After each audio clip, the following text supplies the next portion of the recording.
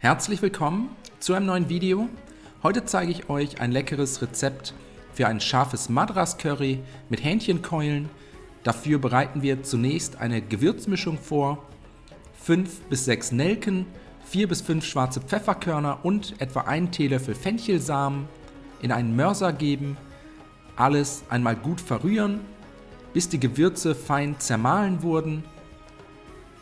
Alternativ zum Mörser könnt ihr das Ganze auch in einer Gewürz-, Kaffee- oder Pfeffermühle machen.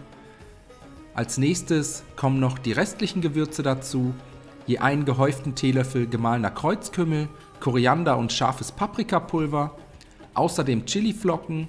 Hier nehmt ihr einfach so viel, wie ihr mögt, beziehungsweise wie scharf euer Curry werden soll. Die Gewürzmischung einmal umrühren, kurz zur Seite stellen und weiter geht's mit den restlichen Zutaten. 2 rote Zwiebeln abziehen und fein hacken. Außerdem 2 bis 3 Knoblauchzehen ebenfalls abziehen und fein hacken. Und zum Schluss noch ein etwa daumengroßes Stück Ingwer schälen und in feine Würfel schneiden. Wenn das erledigt ist, eine große Pfanne oder einen Topf mit einem guten Schuss Öl erhitzen.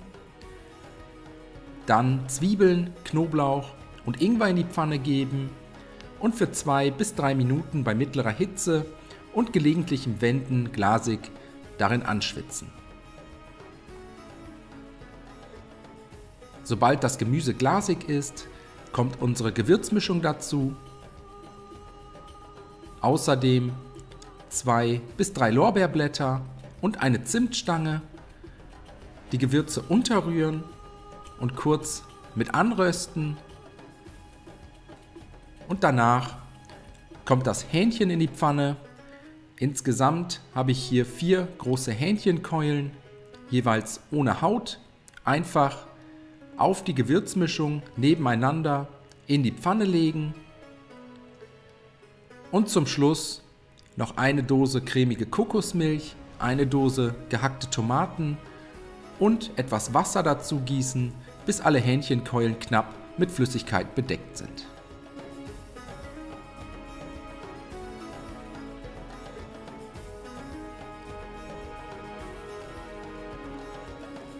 So lassen wir das Ganze jetzt langsam simmern, das heißt zum Kochen bringen und dann für 1 Stunde bei niedriger bis mittlerer Hitze köcheln lassen, bis das Hähnchen gar ist und die Soße eine leicht cremige Konsistenz erreicht hat.